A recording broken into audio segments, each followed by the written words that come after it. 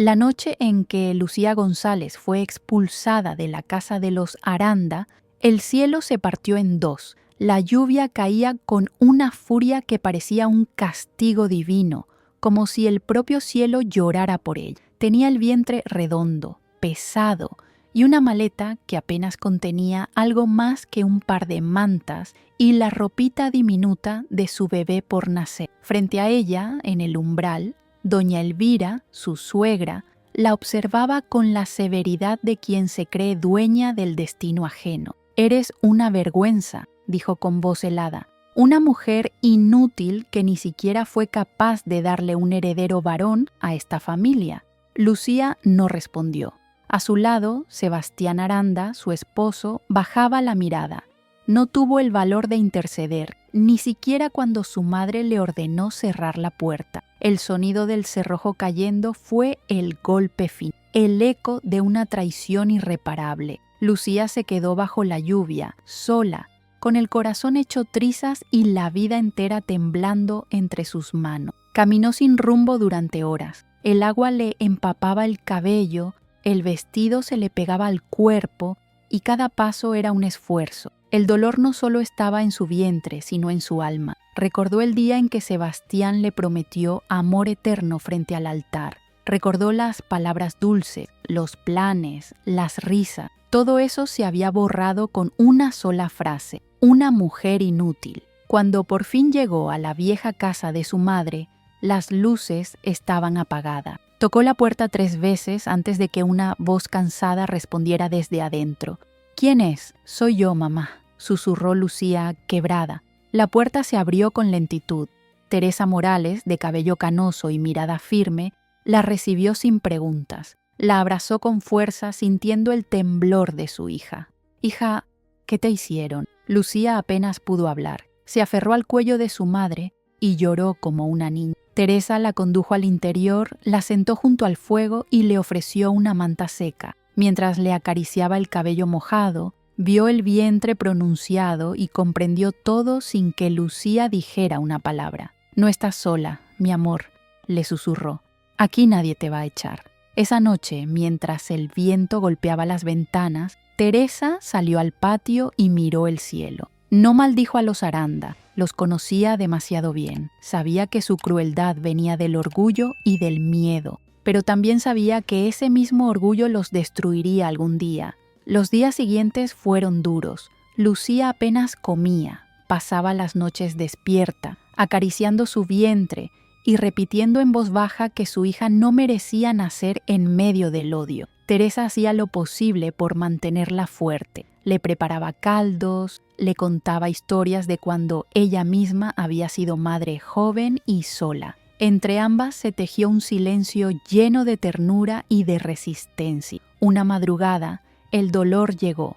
Lucía gritó desde la habitación y Teresa corrió a su lado. No hubo tiempo de buscar médico. El parto se adelantó. Afuera llovía otra vez, igual que aquella noche de expulsión, pero esta vez el sonido del agua no era castigo, sino preludio de algo nuevo. Entre gemidos y respiración agitada, Lucía trajo al mundo a una niña. Teresa la envolvió en una manta blanca y la colocó sobre el pecho de su madre. «Es hermosa», dijo Lucía, llorando de emoción. «La llamaré Alma». Pero antes de que el amanecer rompiera la oscuridad, un segundo llanto se escuchó. Teresa, sorprendida, miró el vientre de su hija y comprendió. Aún quedaba una vida más por nacer. Con manos temblorosas, ayudó a Lucía una vez más. El segundo bebé llegó con un gemido fuerte, vigoroso, como si el destino le exigiera ser escuchado. Era un varón. Teresa lo sostuvo, y un pensamiento cruzó su mente como un rayo. Si los Aranda descubren que hay un niño, intentarán arrebatárnoslo. Su instinto de madre, curtido por los años, le dijo que debía protegerlo, aunque eso significara cargar con un secreto. Esa madrugada, cuando el sol finalmente apareció entre las nubes, Teresa tomó una decisión silenciosa. «Alma será la hija que todos conozcan», murmuró, mientras acunaba a los mellizos, «y tú, pequeño Mateo, serás nuestro tesoro escondido hasta que el mundo sea justo». Lucía, Agotada pero consciente, asintió con lágrimas en los ojos. Entendía el riesgo, pero confiaba en su madre. Sabía que Teresa no actuaría por miedo, sino por amor. Durante los meses siguientes, el hogar se transformó. El sonido de los llantos se mezclaba con las canciones que Teresa tarareaba al cocinar. Alma dormía en una cuna junto a la ventana. Mateo, en una habitación más pequeña, lejos de las miradas curiosas. Teresa instruyó a las vecinas que Lucía solo había tenido una niña, una hermosa bebecita. Nadie sospechó lo contrario. Sin embargo, el silencio tiene un precio. Cada vez que Lucía veía a su hijo en brazos de su madre, sentía un nudo en el pecho. No podía mostrarlo al mundo, no podía decir «es mío», solo podía amarlo en la sombra, abrazarlo en las madrugadas cuando todos dormían. Aún así, cada caricia, cada beso furtivo, se volvía una promesa. Algún día todo saldrá a la luz. Una tarde de verano, cuando Mateo daba sus primeros pasos, Teresa observó a su hija desde la puerta. «Tarde o temprano, ellos volverán», dijo con voz grave. Lucía la miró, sabiendo exactamente de quién hablaba. «Entonces los enfrentaremos, mamá. Esta vez no me encontrarán arrodillada bajo la lluvia». En los ojos de ambas brilló la misma llama, la de las mujeres que, aún heridas, deciden luchar. El pasado parecía dormido, pero como toda herida que no sana, pronto volvería a sangrar. 3 años habían pasado desde aquella noche de lluvia. En la casa de Teresa Morales, el aire olía a pan recién hecho y a esperanza. Alma y Mateo crecían entre risas, juegos y canciones. Alma, de rizos dorados y ojos curiosos, era la alegría de todos. Mateo, silencioso y observador, solía seguir a su abuela por el jardín, llevando siempre su pequeño balón de trapo bajo el brazo. Teresa los amaba por igual, pero su corazón vivía dividido entre la ternura y el miedo. Cada vez que oía el sonido de un coche detenerse frente a la casa, su cuerpo se tensaba. El secreto que guardaba empezaba a pesar como una piedra en el alma. Lucía, por su parte, había encontrado cierta calma. Trabajaba unas horas en la librería del pueblo, rodeada de libros y del olor a papel viejo. Sus manos, que antes temblaban de tristeza, ahora pasaban las páginas con serenidad. Sin embargo, por las noches, cuando el silencio se volvía espeso, su mente regresaba al pasado, a la puerta cerrándose, al rostro de Sebastián desvaneciéndose entre la lluvia. «¿Crees que alguna vez me amó?», le preguntó una vez a su madre. Teresa suspiró, dejando la costura sobre la mesa. «Tal vez, hija, pero hay amores que se pudren cuando los toca el poder». Lucía no respondió. Sabía que su madre tenía razón. Sebastián había sido un hombre débil, moldeado por el miedo a decepcionar a los suyos, y en esa cobardía la había perdido. Un día gris de otoño, mientras Alma y Mateo jugaban bajo el porche, un murmullo se extendió por el pueblo. En la panadería, en la iglesia, en el mercado, todos repetían el mismo rumor. «Dicen que los Aranda buscan a un niño perdido». Teresa lo escuchó de boca de una vecina entrometida, doña Nélida, que llegó con un pastel por cortesía y un veneno disfrazado de sonrisa. «Ay, Teresa, supiste. Los Aranda andan diciendo que a su familia le ocultaron un nieto varón», comentó con falsa ingenuidad. «Imagínate, qué escándalo». Teresa fingió sorpresa, pero por dentro el corazón le dio un vuelco. «Rumores, doña Nélida. Ya sabe cómo es la gente», respondió sin perder la calma. Pero cuando la mujer se marchó, Teresa cerró la puerta con fuerza y apoyó la frente contra la madera. «Ya empezaron», murmuró. Esa noche le contó todo a Lucía. «No sé cómo lo supieron, pero los rumores corren rápido. Tenemos que prepararnos». Lucía sintió un escalofrío. «¿Y si vienen? Entonces los enfrentaremos. Pero esta vez no nos encontrarán indefensos». Los días siguientes se llenaron de tensión. Teresa visitó discretamente a un viejo amigo de su difunto esposo, don Ricardo Paredes, un abogado retirado que vivía en las afueras del pueblo. Lo había visto pocas veces desde la muerte de su marido, pero sabía que podía confiar en él.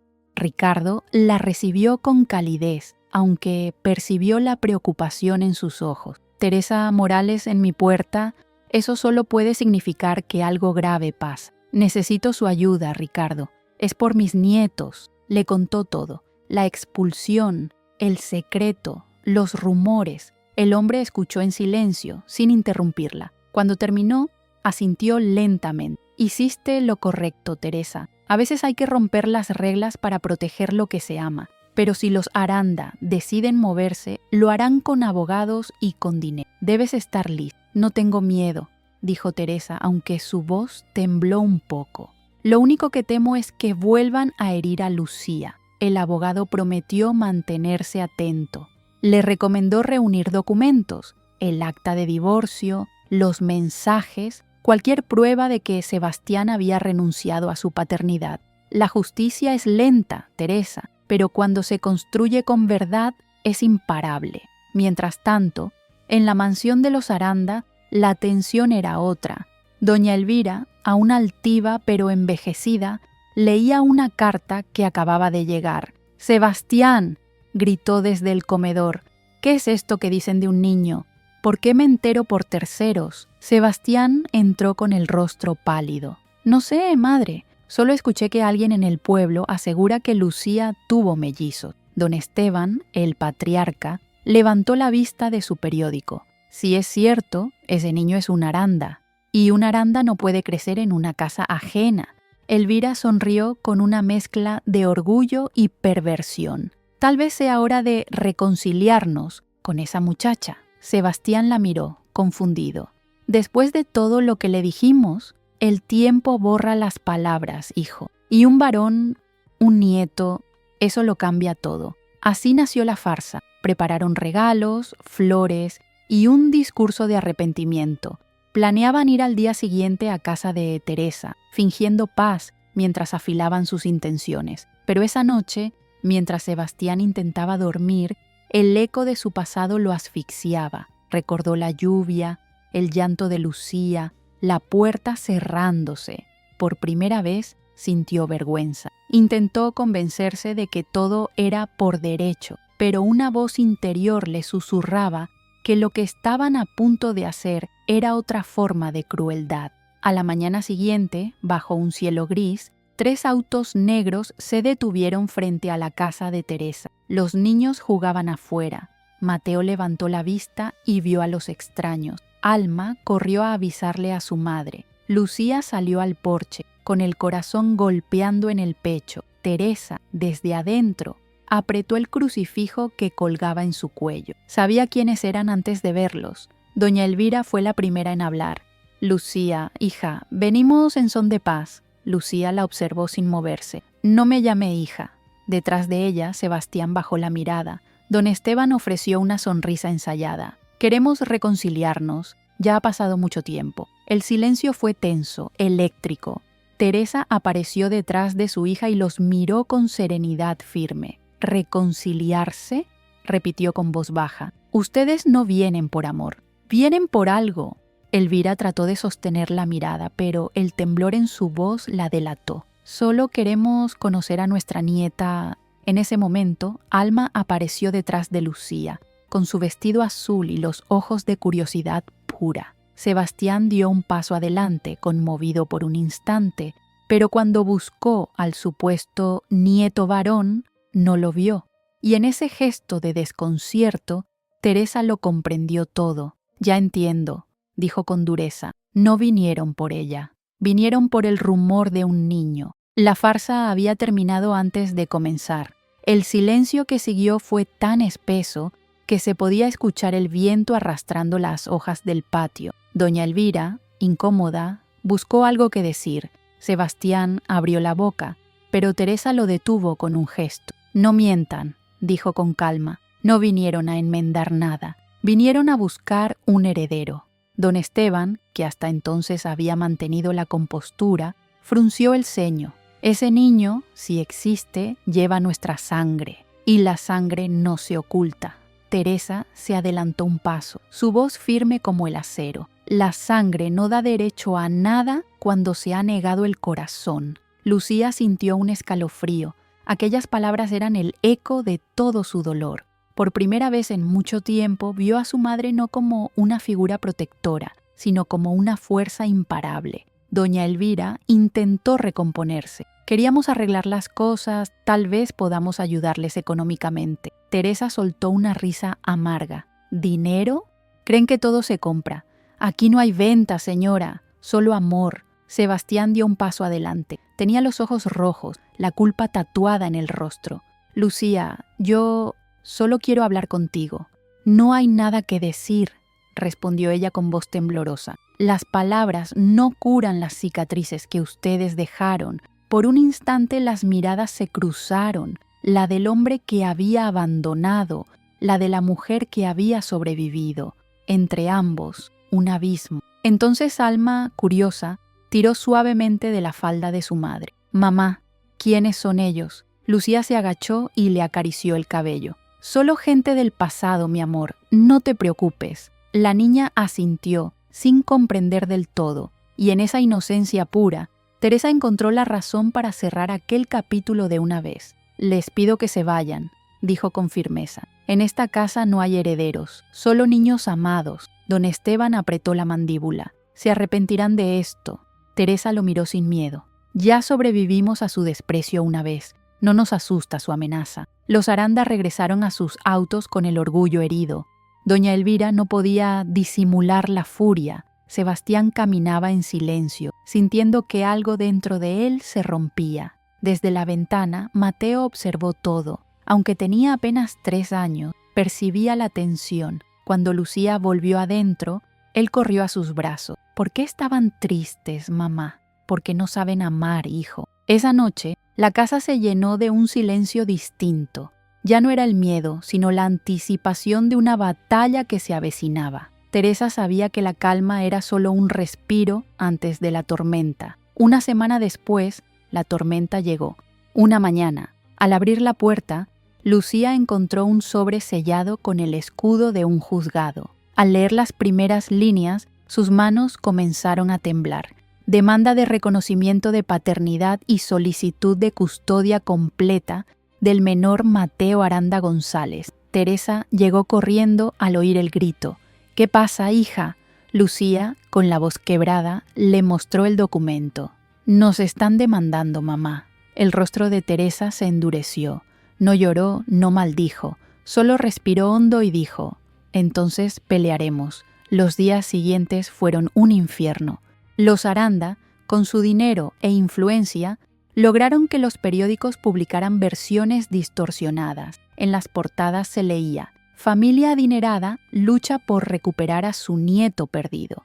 Y más abajo: «Madre e hija Morales, oportunistas que ocultan un niño por dinero». Las miradas del pueblo cambiaron. En el mercado, las mujeres que antes saludaban a Teresa ahora se apartaban. Algunos vecinos cruzaban la calle para no toparse con ellas. Incluso los niños murmuraban en la escuela. Lucía empezó a evitar salir. Se sentía observada, juzgada, pero Teresa, pese al dolor, mantenía la cabeza en alto.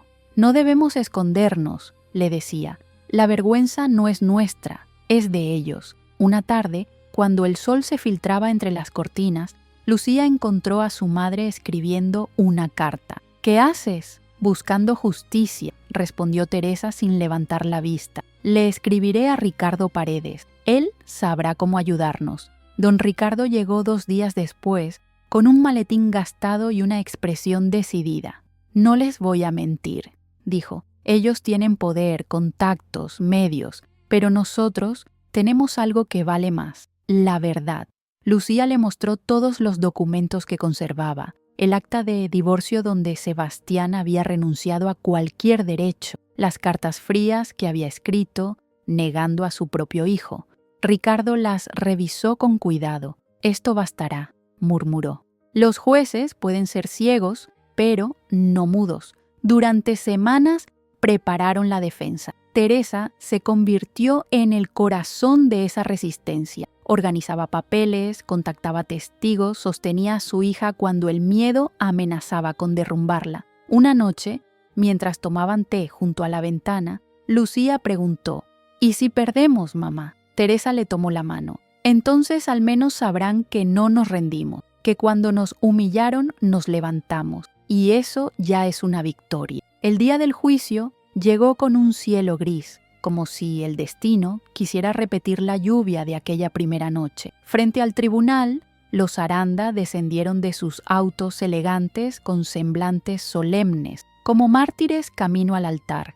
Doña Elvira llevaba un rosario en la mano, Sebastián un traje oscuro y el alma en ruinas. Dentro, Lucía sintió que las piernas le temblaban. Teresa le apretó la mano y le susurró: camina erguida y que vean lo que el amor puede sostener. El destino estaba a punto de ponerlos frente a frente, y esta vez no habría lluvia que apagara su fuego. El salón del tribunal olía a papel húmedo y a promesas rotas. Las lámparas de techo lanzaban una luz fría sobre los rostros tensos. De un lado, los Aranda, impecables en sus trajes, exhibiendo una compostura ensayada. Del otro, Lucía y Teresa, vestidas con sencillez, sostenidas por una dignidad que no se compra ni se disfraza. El juez, un hombre de cabello gris y mirada cansada, ajustó sus lentes y golpeó el mazo. Comienza la audiencia. El abogado de los Aranda tomó la palabra. Era un hombre joven, de sonrisa falsa y voz empalagosa. Señoría, mis clientes no buscan venganza, sino justicia. La familia Aranda fue privada del derecho de conocer a su nieto varón, fruto del matrimonio entre el señor Sebastián Aranda y la señora Lucía González. Durante 3 años ese niño ha sido ocultado, privado de su identidad. Lucía bajó la cabeza un momento, sintiendo cómo cada palabra se clavaba como una espina. Teresa le tocó el brazo. «Resiste», parecía decirle. El abogado prosiguió mostrando fotografías de juguetes, recibos de donaciones a orfanatos y cheques. Mis clientes han intentado acercarse con amor, pero siempre fueron rechazados. No buscan dañar, sino integrar al menor en su verdadera familia. Doña Elvira fingió limpiar una lágrima con un pañuelo de seda. Don Esteban asintió solemnemente, como si el teatro le saliera natural. Sebastián permanecía en silencio, con la mirada perdida. Cuando fue el turno de la defensa, Ricardo Paredes se levantó despacio. Abrió su maletín con calma, como quien sabe que la verdad no necesita adornos. Su señoría, lo que mis clientas desean no es venganza, sino respeto. Se acercó al estrado y extendió un documento. Aquí tiene el acta de divorcio, firmada por el propio señor Aranda, donde renuncia expresamente a cualquier derecho sobre el niño. Y aquí, mostró una hoja amarillenta, una carta escrita de su puño y letra. No quiero tener nada que ver contigo ni con ese niño. El murmullo se extendió por la sala. Doña Elvira palideció. Sebastián se llevó una mano al rostro. Ricardo continuó con voz grave. No estamos hablando de una familia que fue privada de amor, sino de una familia que abandonó. Cuando Lucía González fue echada a la calle bajo la lluvia, embarazada, ellos cerraron la puerta. Y ahora que saben que existe un varón, quieren abrirla. ¿Eso es amor o es propiedad? El juez lo observó en silencio. La sala entera contenía la respiración. Lucía sintió que las lágrimas le subían a los ojos. Recordó cada momento, la lluvia, el barro, el frío, su madre corriendo a buscar mantas, el llanto de Alma recién nacida, el secreto de Mateo. Todo ese peso estaba allí, en ese instante, convertido en justicia. Ricardo dio un paso más. Señoría, el amor no necesita documentos, pero el abandono sí deja huellas. Les pido que las mire. El juez asintió y se volvió hacia Sebastián. Señor Aranda, ¿reconoce usted su firma en estos documentos? Sebastián tragó saliva. Miró a su madre, a su padre, al juez. Finalmente, con voz baja, dijo: «Sí, es mi firma». El silencio que siguió fue sepulcral. Doña Elvira apretó el rosario entre los dedos, murmurando algo que sonaba a maldición. El juez golpeó el mazo. «Basta. He escuchado suficiente». La audiencia se suspendió hasta el día siguiente. Afuera, la prensa esperaba como una manada de lobos. Las cámaras se abalanzaron sobre Lucía y Teresa. «¡Lucía! ¿Por qué ocultó al niño? ¿Recibe dinero de los Aranda? ¿Es cierto que lo hizo por venganza? Teresa intercedió, protegiendo a su hija con el cuerpo. No vamos a dar declaraciones, dijo con la mirada firme. La verdad se dirá en el juzgado, no en los periódicos. Esa noche, en casa, el cansancio cayó sobre ellas como una losa. Los niños dormían ajenos al caos. Lucía, sentada en la cama, miró a Mateo, tan tranquilo, tan inocente. «No mereces esto, mi amor», susurró.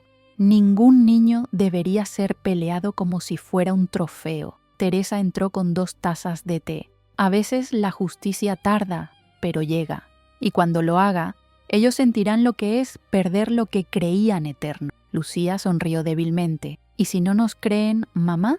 Entonces, hija, que el mundo vea cómo se levanta una mujer que fue arrojada al barro. Eso también es victoria». Al amanecer el cielo amaneció despejado. El tribunal se llenó de público. La noticia del juicio se había expandido.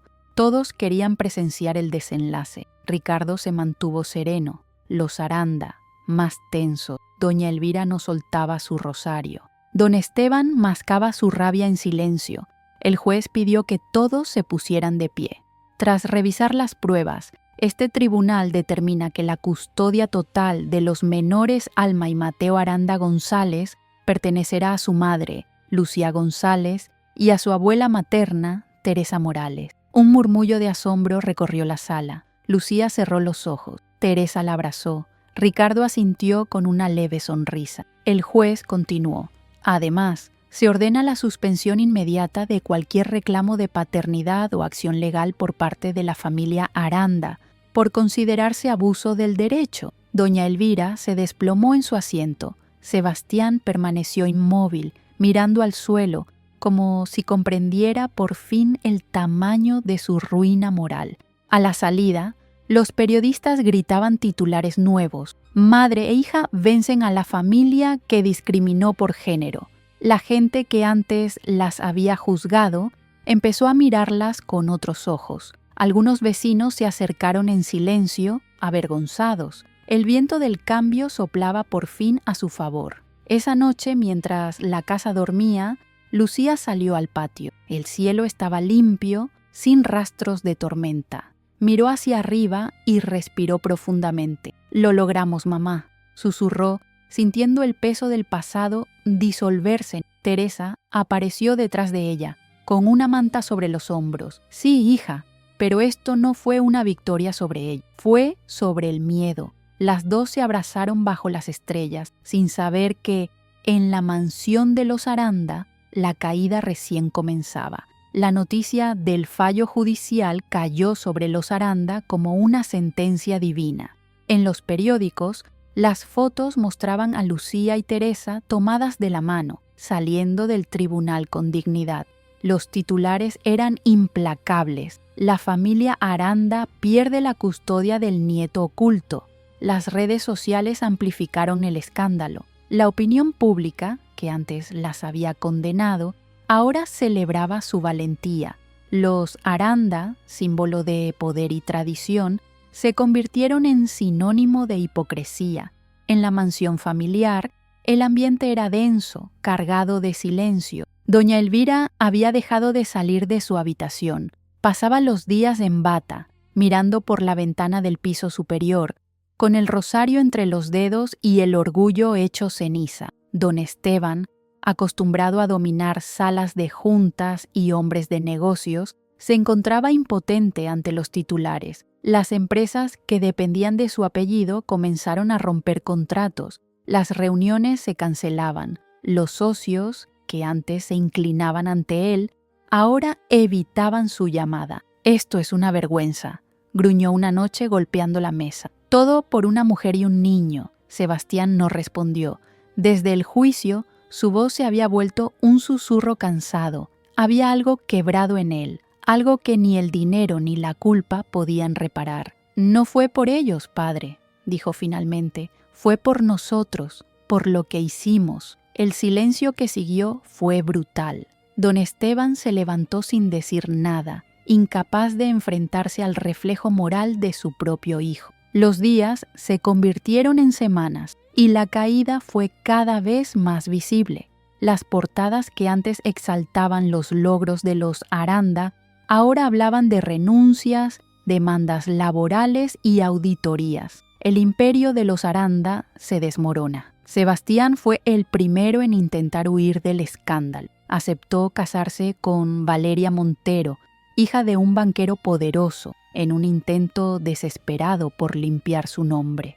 La boda fue discreta pero costosa, una alianza de conveniencia más que de amor. Valeria era elegante, inteligente y glacial. Desde la primera noche dejó claro quién mandaba en esa unión. No quiero escándalos, Sebastián. No quiero fantasmas del pasado. Quiero respeto. Y esa palabra, respeto, sonó más como una amenaza que como una promesa. Doña Elvira, en cambio, se encerró en su mundo. Recibía pocas visitas, apenas el médico y una enfermera. Las empleadas murmuraban que a veces se despertaba gritando nombres, que llamaba a Sebastián niño y que lloraba en la oscuridad. El poder que alguna vez la había definido se había convertido en su propia jaula. Lucía, mientras tanto, intentaba recuperar la calma. Aunque el juicio había terminado, la vida cotidiana debía continuar. Alma y Mateo crecían sanos, felices, jugaban juntos en el jardín, compartiendo secretos de niños. A veces, Lucía los observaba desde la ventana y se preguntaba si algún día deberían conocer toda la verdad. Teresa, siempre atenta, notaba esa sombra de duda. «No te atormentes, hija», le decía. «Cuando llegue el momento, la verdad sabrá encontrar su lugar». Una tarde, Lucía recibió una carta sin remitente. Al abrirla, reconoció la letra de Sebastián. «No busco perdón, solo quiero saber si están bien, si los niños son felices. A veces pienso en lo que podría haber sido y en lo que destruí». No había firma, pero tampoco hacía falta. Lucía leyó la carta varias veces antes de guardarla en una caja, junto con las fotos antiguas y los documentos del juicio. «Hay heridas que solo el tiempo puede cerrar», murmuró. Los años comenzaron a suavizar el dolor. Lucía consiguió trabajo estable en la librería, Teresa se dedicó al jardín, los niños iban a la escuela, el pueblo, antes cruel, ahora las saludaba con respeto. Incluso algunas de las mujeres que antes habían sido crueles con Lucía se acercaban con sonrisas forzadas, pero el pasado nunca se borra del todo. Una noche de invierno, mientras la lluvia golpeaba el techo, Teresa escuchó un coche detenerse frente a la casa. Se asomó por la ventana. Un hombre de pie bajo la tormenta, empapado, sostenía algo en las manos. Era Sebastián. Cuando abrió la puerta, él apenas pudo hablar. «No vine a reclamar nada, solo quería verlos». Teresa lo observó con frialdad, pero no con odio. Había aprendido que el odio solo perpetúa el dolor. «No tienes nada que buscar aquí, Sebastián. Ellos están bien y no necesitan tu lástima». Él asintió con los ojos enrojecidos. «No busco redención, solo quería saber si alguna vez podrías perdonarme». Teresa no respondió de inmediato. Luego dijo con voz baja: «Eso no me corresponde a mí. Habla con Lucía, pero no esperes que el perdón borre lo que hiciste». Lucía apareció detrás de su madre con Alma en brazos. Al ver a Sebastián, su respiración se agitó, pero su mirada era serena. «Ya te perdoné, Sebastián», dijo con calma, «pero no por ti. Te perdoné para poder vivir en paz». Él bajó la cabeza. No había argumento posible ante una verdad tan simple. «¿Puedo verlos de lejos, aunque sea?», preguntó. «De lejos sí», respondió Teresa. «De cerca no». Sebastián se marchó sin mirar atrás. Desde entonces aparecía de vez en cuando frente a la casa. Dejaba regalos envueltos en papel azul, un cochecito, un cuaderno, una caja de lápices. Los niños los encontraban y lo llamaban el tío bueno, sin saber quién era en realidad. Lucía no los detenía. De algún modo esos gestos silenciosos eran parte del castigo de Sebastián. Mirar, pero no tocar. Dar, pero no recibir. El tiempo siguió su curso. Los rumores se apagaron. El pueblo siguió con su vida. Y en la casa de Teresa reinó la paz. Pero el eco de la derrota seguía vivo en la mansión de los Aranda donde la culpa se había convertido en el nuevo heredero del apellido. La lluvia había quedado atrás. En la casa de Teresa, la vida comenzaba a fluir con una tranquilidad nueva, como si el aire hubiera aprendido a respirar sin miedo. Las risas de Alma y Mateo llenaban las habitaciones, los domingos olían a pan y café, y en el jardín florecían las margaritas que Teresa cuidaba con una devoción casi sagrada. Lucía se levantaba temprano para ir a la librería. Había encontrado en los libros una forma de sanar, una compañía silenciosa que la reconectaba con la esperanza. A veces, al cerrar la caja registradora al final del día, se quedaba mirando por la ventana y pensaba que, de alguna manera, había sobrevivido a lo que parecía imposible. Una tarde de verano, mientras organizaba estanterías, llegó un pedido nuevo de libros. Entre las cajas, encontró uno titulado El valor de volver a empezar. Lo abrió por curiosidad y dentro halló un papel doblado, como si alguien lo hubiera colocado allí intencionalmente. Era una cita subrayada. El perdón no es olvido, es libertad.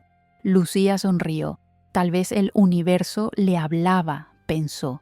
En casa, Teresa seguía siendo el alma del hogar. Cuidaba de los niños con una ternura que parecía infinita, aunque el cuerpo empezaba a pasarle factura. Sus manos se movían más despacio y a veces se quedaba mirando el fuego, perdida en pensamientos que nadie escuchaba. «Mamá», le dijo Lucía una noche, «¿estás bien?».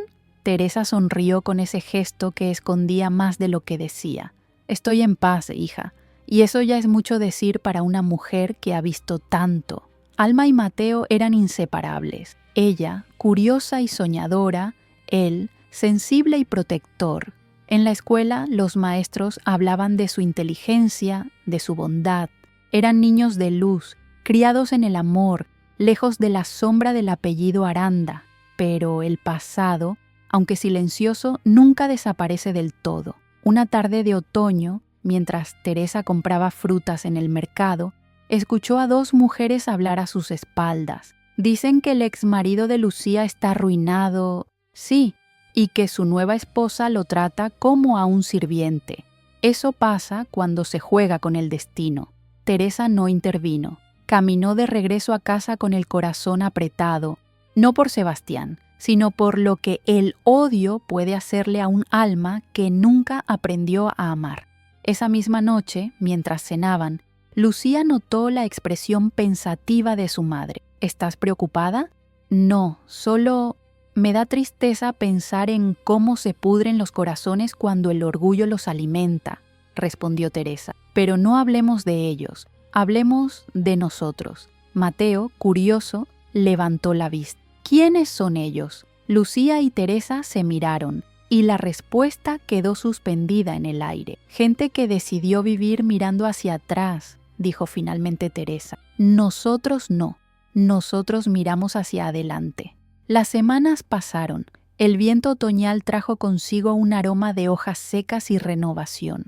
Lucía comenzó a impartir talleres de lectura infantil en la librería y los niños del barrio acudían felices. Entre cuentos y risas, ella sentía que por fin había encontrado un propósito más allá del dolor. Una mañana recibió una llamada inesperada. Era don Ricardo Paredes. «Lucía, necesito verte», dijo con voz grave. «No te asustes, no es nada malo, pero creo que deberías saberlo». Se reunieron en el café del pueblo. Ricardo, siempre formal, dejó sobre la mesa un periódico.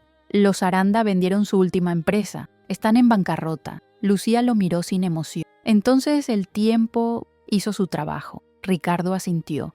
No todos lo aceptan. Escuché que don Esteban está enfermo y que doña Elvira casi no sale de su habitación. Pero lo más triste es Sebastián. Dicen que vive como un fantasma, encerrado en una mansión vacía. Lucía guardó silencio.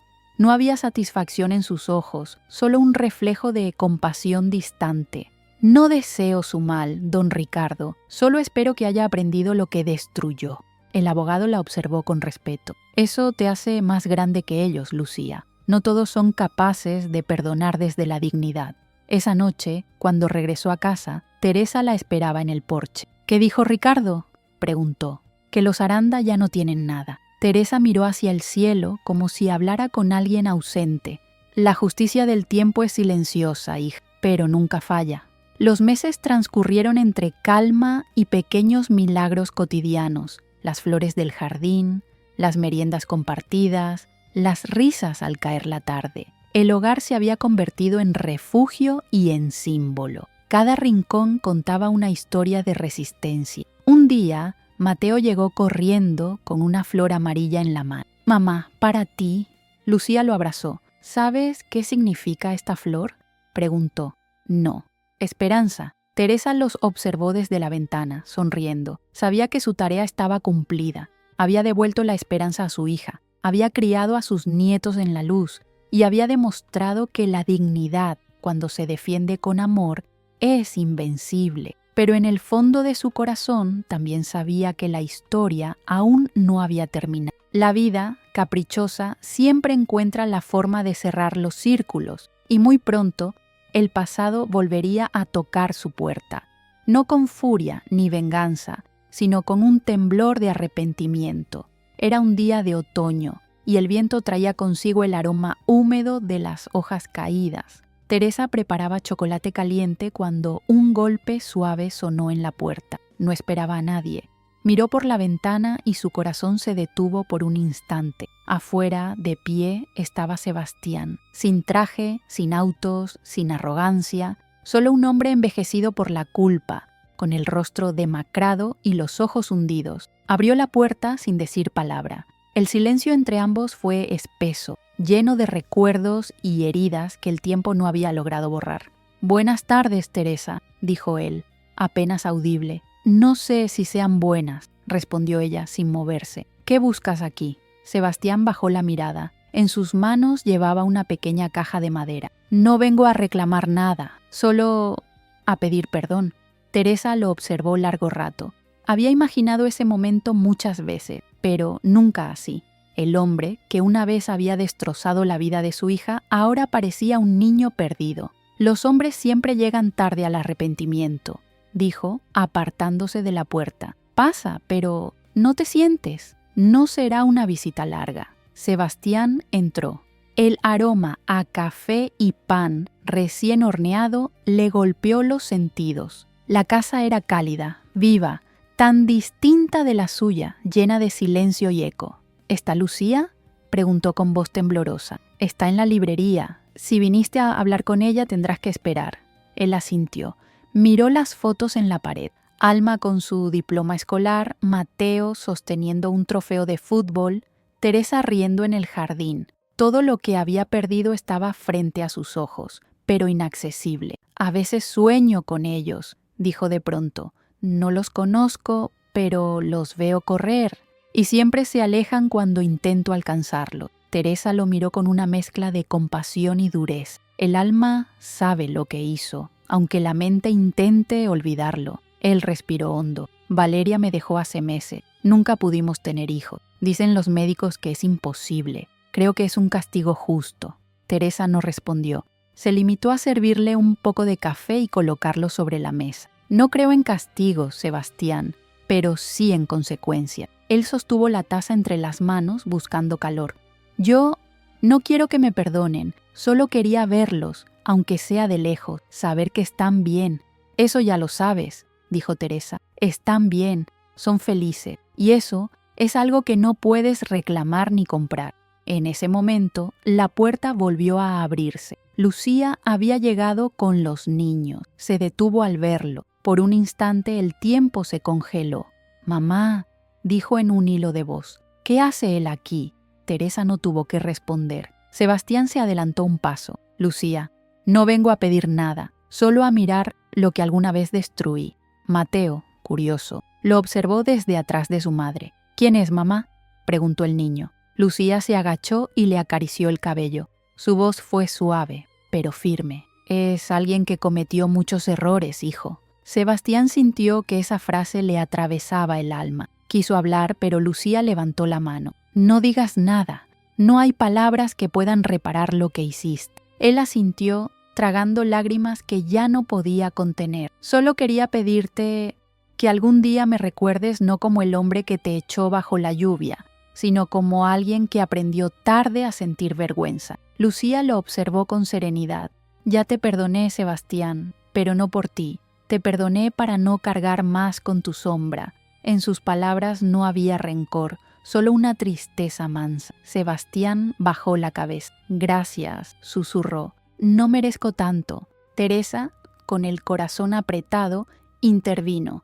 Ya dijiste lo que viniste a decir. Ahora vete, antes de que los niños empiecen a hacer preguntas que no sabrías responder. Sebastián se giró hacia la puerta, pero antes de salir colocó la caja de madera sobre la mesa. Son lápices y acuarelas. Para ellos. No tienen mi nombre, ni mi rostro, solo mi cariño. Salió sin mirar atrás. La lluvia comenzaba a caer otra vez, como si el cielo quisiera limpiar lo que quedaba de orgullo en aquel hombre. Lucía permaneció en silencio largo rato. Luego abrió la caja. Dentro, además de los lápices, había una pequeña nota escrita a mano. Perdí todo por no entender que el amor no se impone. Gracias por haberme enseñado, aunque fuera con dolor. Lucía cerró la caja y la guardó en un cajón. No quiero que lo odien, dijo. Quiero que lo recuerden como alguien que nos enseñó lo que nunca debemos ser. Teresa la miró, con los ojos húmedos de orgullo. Esa es la diferencia entre ellos y nosotros, hija. Ellos destruyen, nosotras aprendemos. Esa noche, mientras el sonido de la lluvia acompañaba el sueño de los niños, Lucía se sentó frente a la ventana. Pensó en Sebastián caminando bajo la tormenta, solo, sin hogar ni compañía. Y aunque sabía que no debía compadecerlo, una lágrima silenciosa le resbaló por la mejilla. El pasado, finalmente, había cerrado su círculo. Pero a veces los círculos, incluso cuando se cierran, dejan cicatrices que brillan con la luz del perdón. Desde aquella visita, el nombre de Sebastián Aranda se convirtió en un susurro dentro de la casa. Ni Teresa ni Lucía lo mencionaban, pero su sombra seguía flotando en el aire, como un eco lejano que se negaba a desaparecer. Mateo, con la curiosidad inocente de sus 7 años, a veces preguntaba por el hombre de la caja de colores. Lucía sonreía y le respondía. Era un amigo que quiso regalarte algo bonito, pero cada vez que lo decía, sentía un nudo en el pecho.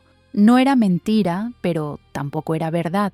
Y la verdad, tarde o temprano, siempre pide ser contada. Teresa lo sabía. Por eso, una tarde, mientras los niños jugaban en el jardín, se sentó con su hija en la cocina con una taza de café en las manos. Lucía, dijo con tono pausado, los secretos, cuando se guardan demasiado, pesan más que el dolor que intentan evitar.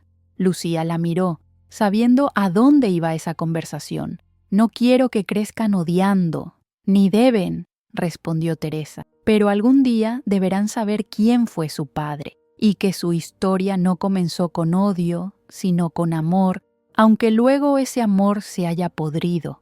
El silencio que siguió fue largo. En el patio, las risas de Alma y Mateo llegaban como una melodía lejana. Lucía suspiró. Cuando llegue el momento, mamá. Pero aún no. Teresa asintió. No insistió más. Aprendió hacía años que el amor de madre también consiste en esperar. Al otro lado del pueblo, Sebastián caminaba cada mañana por la misma ruta, de la vieja pensión donde vivía hasta el parque central. Se sentaba siempre en el mismo banco, con un termo de café y una libreta en la mano. Allí, en silencio, dibujaba retratos de los niños que jugaban, intentando capturar una infancia que él mismo había destruido. El tiempo lo había vuelto irreconocible. El cabello gris, la barba desordenada, los ojos cansados. Ya no quedaba nada del empresario arrogante que una vez creyó que el mundo giraba a su favor. Una tarde, mientras observaba a una madre empujar el columpio de su hijo, escribió en su libreta: «El amor que no se defiende se muere. El que se impone se pudre. El que se respeta vive para siempre». La gente del pueblo lo veía a veces pasar frente a la librería, mirando de lejos, sin atreverse a entrar. Sabía que Lucía lo había perdonado, pero también comprendía que el perdón no era una llave para volver, sino una puerta que se había cerrado con respeto. En la casa de Teresa, el tiempo seguía tejiendo su obra. Los niños crecían rápido. Alma desarrolló un talento para el dibujo y Mateo para el fútbol. «Mira, mamá», decía ella, mostrando sus cuadernos llenos de colores. «Creo que dibujo mejor cuando uso los lápices del tío bueno». Lucía sonreía, aunque por dentro el corazón le temblaba. Era imposible no notar que el arte de su hija era una herencia invisible, un puente silencioso hacia aquel hombre que alguna vez los había lastimado. Teresa lo percibía también, pero no decía nada. En cambio, cada noche rezaba frente al pequeño altar familiar, pidiendo fuerza para que el perdón no se convirtiera en debilidad. Una tarde, mientras Lucía trabajaba, Teresa sintió un mareo. Estaba regando las plantas cuando la vista se le nubló.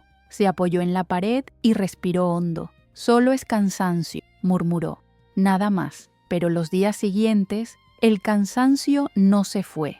Las manos le temblaban y su cuerpo, que había sostenido tantas batallas, comenzaba a pasar factura. Lucía se dio cuenta enseguida. «Mamá, tienes que ir al médico».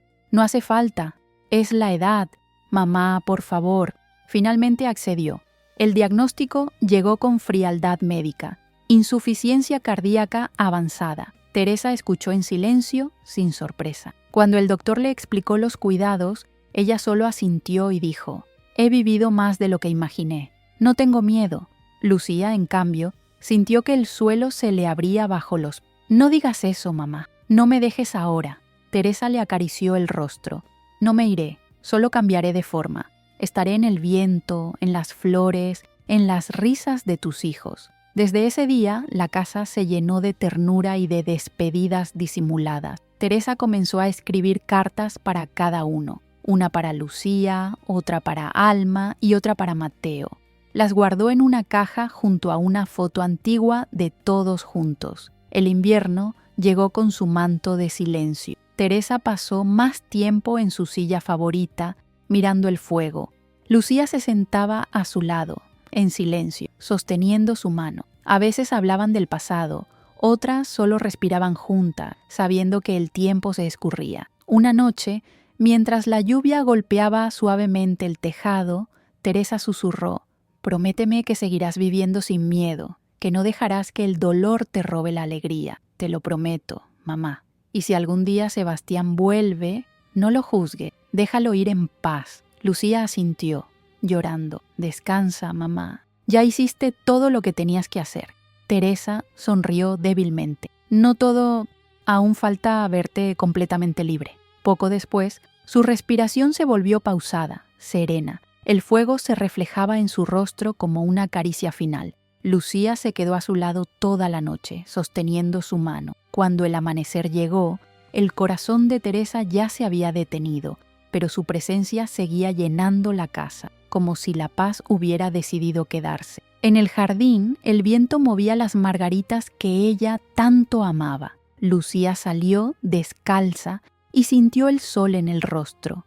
Lloró, sí, pero entre lágrimas también sonrió, porque entendió que su madre no se había ido, solo había regresado al lugar donde habitan los corazones que nunca se rinden. El entierro fue sencillo, como Teresa habría querido. El cielo, despejado pero tibio, parecía bendecir cada palabra, cada lágrima. Lucía, con el rostro sereno y los ojos enrojecidos, sostuvo la mano de sus hijos mientras el ataúd descendía lentamente. Alma lloraba en silencio. Mateo miraba al suelo, apretando con fuerza una flor blanca que había recogido del jardín de su abuela. Cuando el sacerdote terminó, Lucía respiró hondo y susurró: «Gracias, mamá, por todo, por enseñarme a ser fuerte sin perder la ternura». El pueblo entero asistió.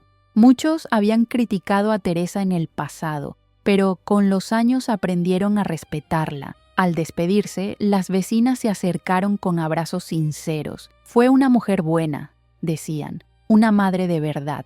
Esa noche, al volver a casa, el silencio pesaba como nunca.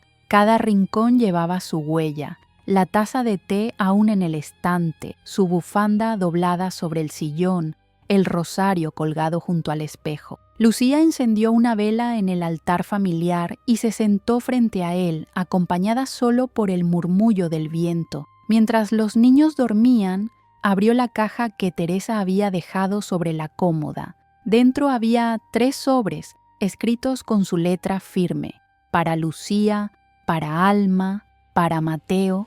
Lucía tomó el suyo y lo abrió con manos temblorosas. «Hija mía, si estás leyendo esto, ya habré partido.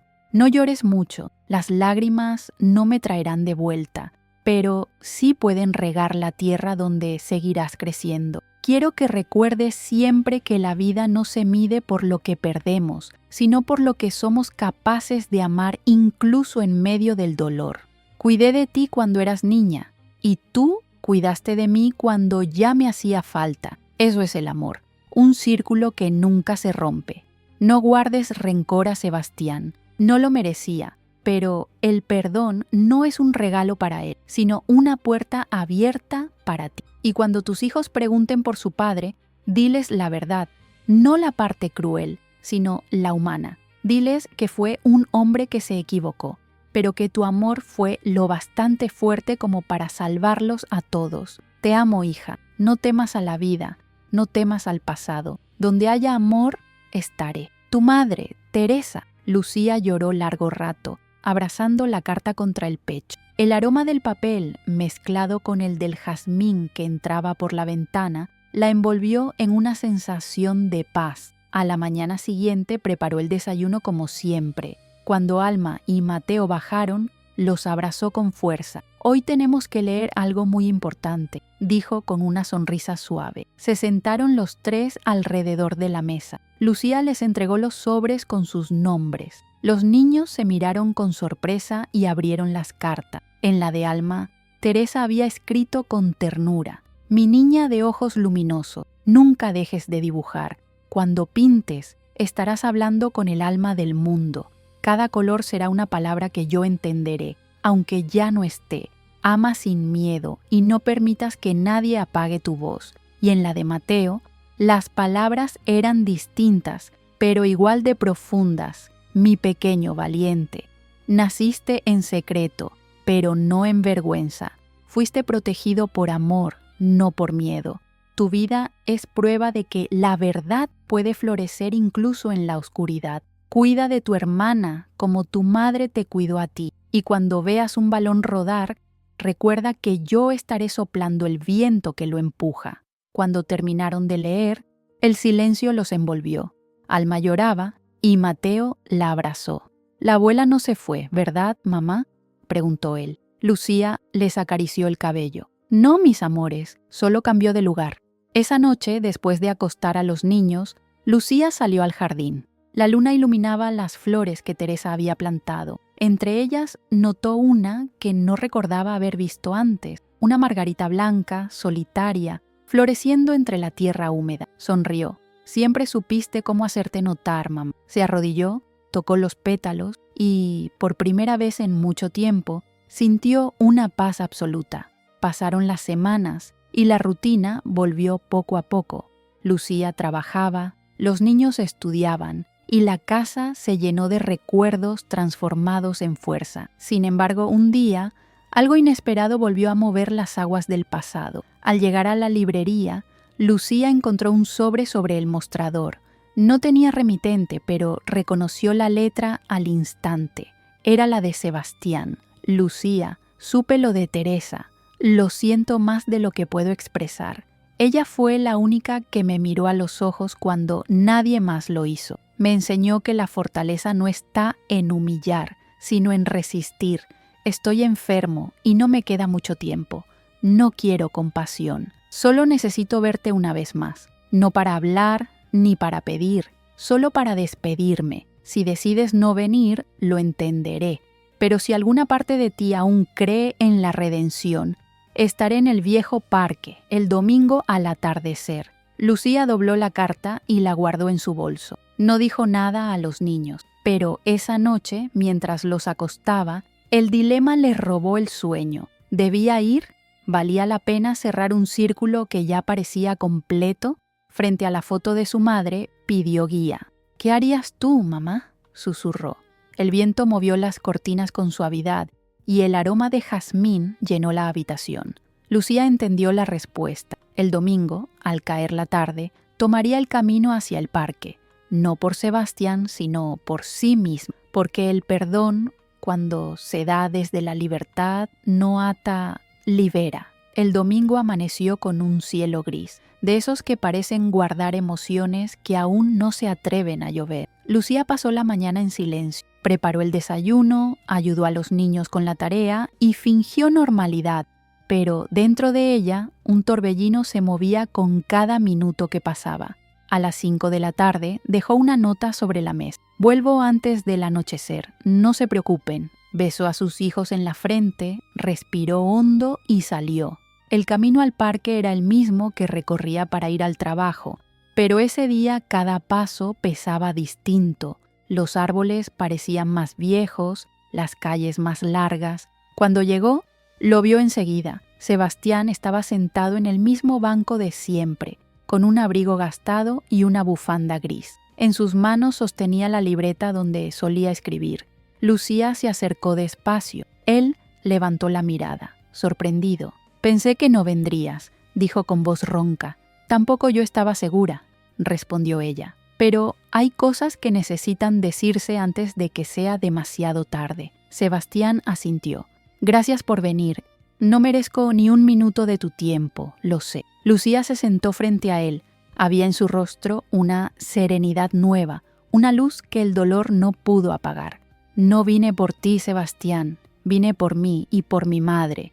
Ella me enseñó que el perdón no significa olvidar, sino soltar». Él sonrió débilmente. «Tu madre fue la única persona que nunca me tuvo miedo, ni siquiera cuando debía odiarme». Guardó silencio unos segundos y luego abrió la libreta. «Escribí algo», dijo temblando. «No sé si servirá de algo, pero necesito leerlo». Lucía asintió. Sebastián comenzó a leer con voz quebrada. «A la mujer